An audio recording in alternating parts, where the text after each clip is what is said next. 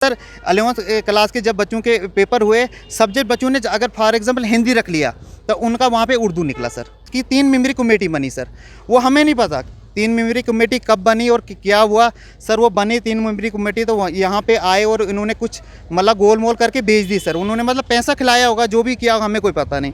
उस देख रहे हैं जम्मू परिवर्तन और मैं हूँ विकास मनहास। तो जो खबर आपके सामने लेकर आया हूँ ये आपको हैरान कर देगी और आप जो है एजुकेशन डिपार्टमेंट या उन टीचरों को जो है अवार्ड देने पे भी घोषित कर देंगे, क्योंकि आपको जो मैं खबर दिखाने वाला हूं, चलिए यहीं के लोकल लोग हैं, देसा के रहने वाले हैं और काफ़ी हैरान करने वाली चीज़ें हैं जो इन्होंने वहां की वीडियो मुझे दिखाई है कि वहां पर टीचर जो है किस तरह से धांधली कर रहे हैं। चलिए सर अपना नाम बताएं और किस तरह का मामला लेकर आप आए।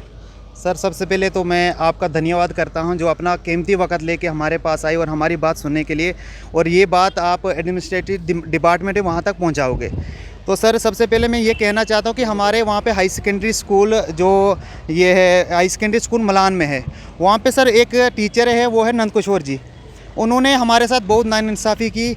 उन्होंने क्या कर दिया कि कुछ बच्चों को वहाँ पे फेल कर दिया। 2021 नवंबर की बात है, वहाँ पे जब एग्ज़ाम हुए तो एग्ज़ाम होने के बावजूद उन्होंने सबसे पहले तो कुछ बच्चों ने सब्जेक्ट जैसे हिंदी रखा तो उसकी जगह उन्होंने उर्दू रख लिया उनका।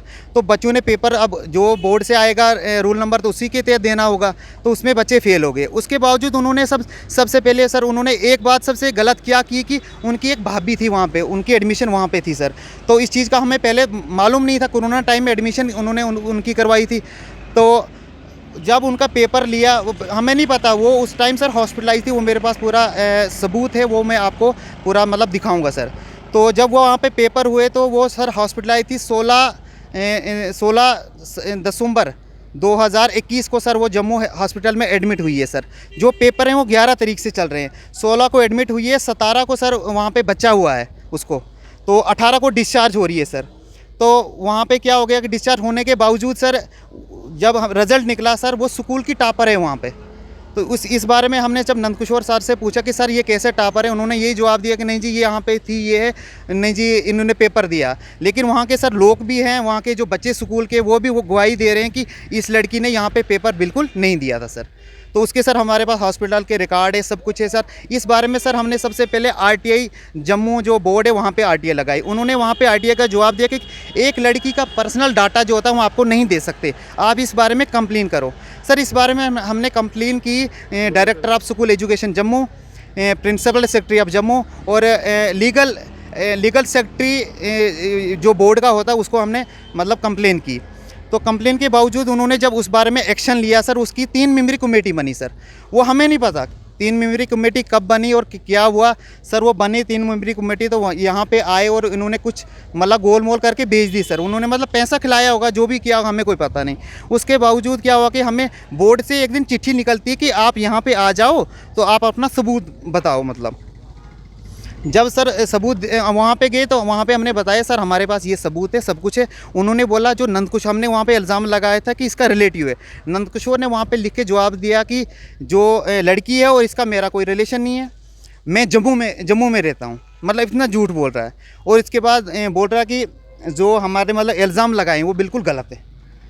तो सर इस बारे में हम सर दो चीज़ें पूछना चाहूँ। आप एक तरफ से कह रहे हैं कि वो लड़की जो है टॉपर आती है और हॉस्पिटल में एडमिट थी, ये मामला जो है वहाँ पर सामने आया और उसके बाद आपने कंप्लेंट की।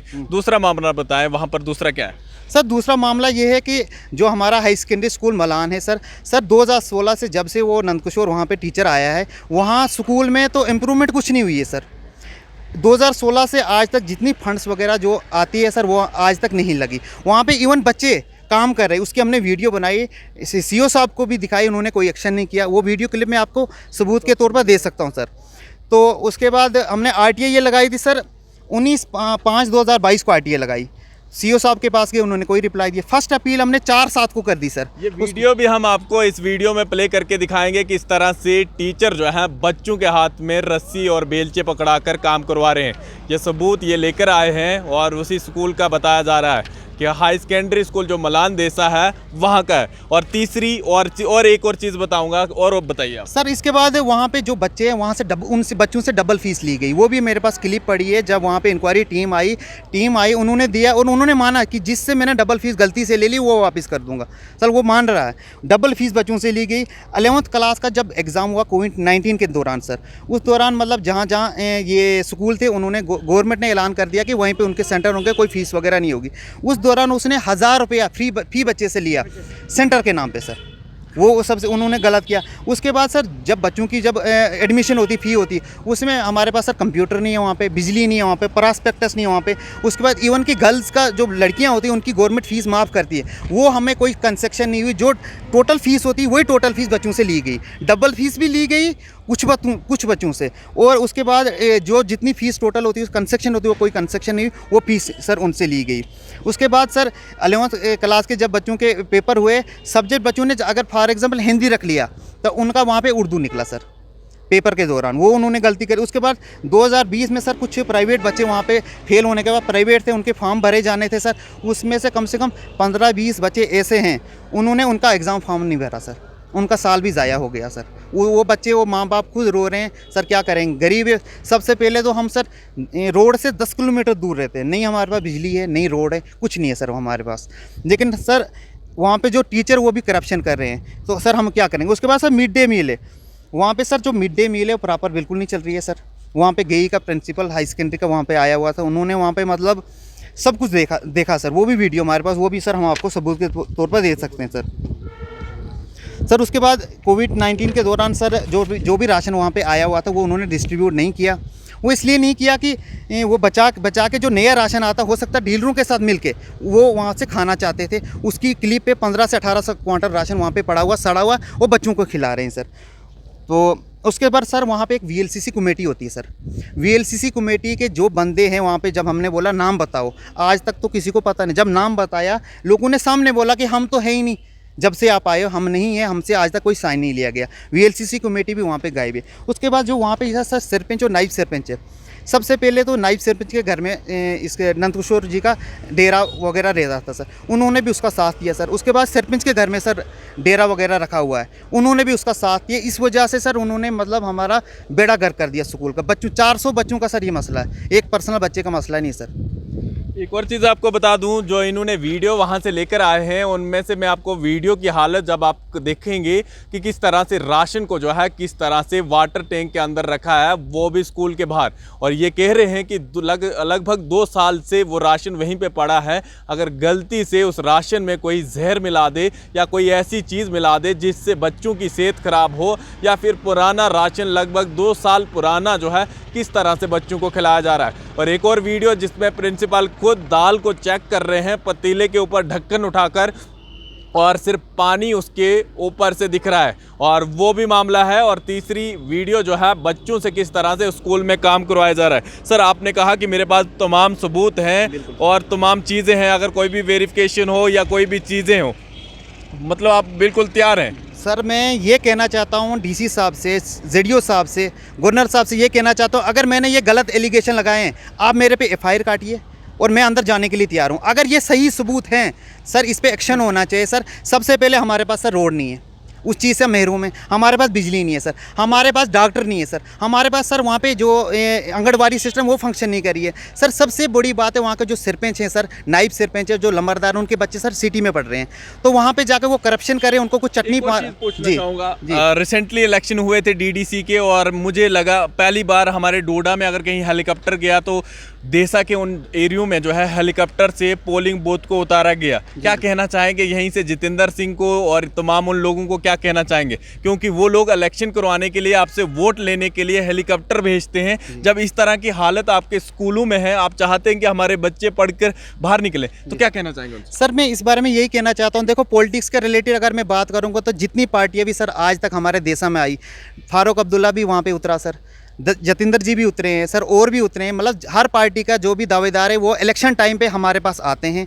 इलेक्शन आते हैं, लोगों को मतलब बोलते हैं आपको रोड देंगे, बिजली देंगे, पानी देंगे, कुछ भी देंगे, मतलब सब कुछ देने के लिए तैयार है सर, सारा कुछ देंगे। लेकिन जब इलेक्शन हो जाते हैं उसके बाद सर हमें पूछने के लिए कोई नहीं आता है। वो तो बेखूबी आप भी जानते हो पूरी, मतलब मुझे लगता है जम्मू कश्मीर की पूरी अवाम जानती है, देशा की अवाम, पूरे डोडा डिस्ट्रिक्ट एडमिनिस्ट्रेटर सब डिपार्टमेंटों को ये पता है कि यहाँ पे कुछ नहीं है। लेकिन सर इस पर कौन एक्शन लेगा, क्या होगा, हमें इस चीज़ का एक क्या और बुजुर्ग हैं सर, अपना नाम बताएं। आपसे हमने लास्टली इंटरव्यू भी लिया था डीसी ऑफिस के बाहर स्टाफ के लिए। आपने कहा था कि 500 कुछ बच्चे हैं हमारे हाई सेकेंडरी में, लेकिन देखने वाले सिर्फ 2 टीचर हैं, वो भी जो है कभी कोई ड्यूटी पे नहीं, या फिर कोई और, मतलब कुछ लोग जो है ऐसे भी दिखता है, क्योंकि आज चलो बायोमेट्रिक लगी है, लेकिन ये लोग जो है ऑफलाइन कुछ घोटाला कर रहे हैं। आपने देखा कि किश्तवाड़ में 7 लोग भी सस्पेंड हुए इसके कारण।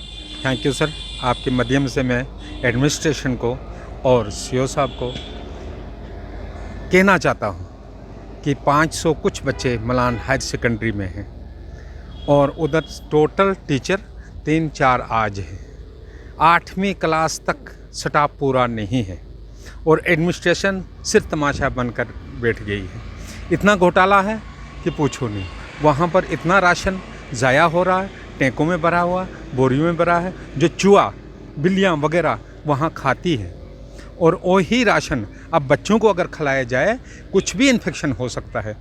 एडमिशन जाए उधर देखिए, आए भी थे प्रिंसिपल साहब इंक्वायरी पर, ITI लगाई गई, इन्होंने बच्चों ने सब कुछ किया, मगर तब भी वो टस से मस नहीं हो रही है, कुछ नहीं हो रहा, उधर बहुत मुश्किल है। किसका फेलियर मान समझते हैं आप? इन लोगों को इसलिए यहाँ पर कुर्सियाँ दी गई हैं और यही लोग जो है इसका दुरुपयोग कर रहे हैं यहाँ पे? बिल्कुल गलत कर रहे हैं, बिल्कुल गलत है। हम DC साहब के पास भी गए, CO साहब के पास भी गए, हम डायरेक्टर पास भी गए जम्मू, हमने उधर भी देखा, उधर भी बोला कि भाई ऐसी उधर की हालात है, इतना ये स्टाफ है और इतना बच्चे हैं हमारे पास और देखभाल कुछ नहीं है।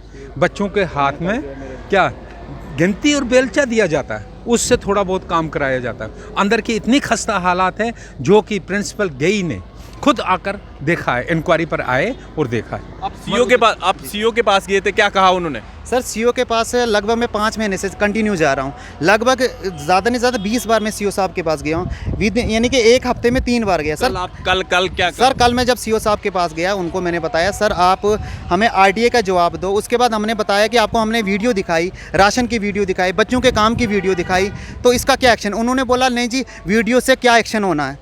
हमने बोला सर धरने पे बैठेंगे, बोला धरने से भी क्या होना। मैंने सर RTA का जवाब दो, RTA से भी क्या होना। उसके बाद वो बताने लगे कि वो मेरे पास क्लिप भी है थोड़ा सर, वो बता रहे हैं कि इवन यानी कि कत्ल एक सामने हो जाता है सर, उस कत्ल को सबूत करने में 16 साल लग जाते हैं। तो ये जो मसला है, आपके पर्सनल मसले के लिए मैं यहाँ पर बैठा नहीं हूँ, मेरे पास बहुत सारे काम हैं, तो मैं वही काम करूँगा। मैं सर अगर 6 महीने से हमारा एक पर्सनल काम है, एक काम 500 बच्चों का मसला है, एक हमारा काम है, क्या 6 महीने में हमारी फाइल को देखने के लिए आपको टाइम नहीं लगा? सर आपने अपना नाम क्या बताया? सर मेरा नाम अंग्रेज सिंह है, मैं मलान देसा का रहने वाला हूँ सर। अंग्रेज सिंह है और मलान देसा के रहने वाले हैं, लेकिन यहाँ के जो CEO हैं उनको, जो प्रहलाद भगत हैं, मैं एक ही बात कहूँगा, या तो अपनी कुर्सी छोड़कर रिटायरमेंट लीजिए, इस तरह की धांधलियाँ जो है यहाँ पर मत करवाइए, क्योंकि जो सबूत ये लेकर हमारे पास आए हैं ये कहीं ना कहीं यहाँ एडमिनिस्ट्रेशन के ऊपर चिन्ह लगे हुए हैं। क्योंकि यहाँ के DC को विजिट करना चाहिए, यहाँ के CEO को उन जगहों पे विजिट करना चाहिए, पूरे मामले की जो है जानकारी लेनी चाहिए, और जो भी लोग इस तरह की करप्शन कर रहे हैं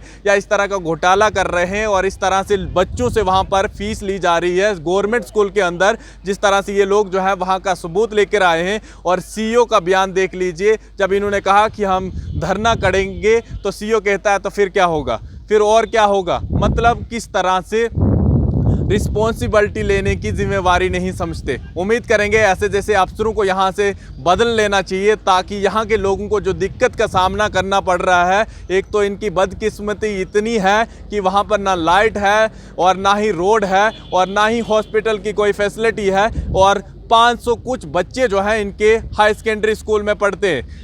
क्या बताएं ये लोग, और हर रोज़ अपना दुख दर्द लेकर इन अफसरों के पास जाते हैं, ये लेकिन अपने मज़े से ही अपनी कुर्सियों पे रोटियां ही सेकते रहते हैं। फिलहाल देखते रहिए जम्मू परिवर्तन। मैं विकास मन्हास।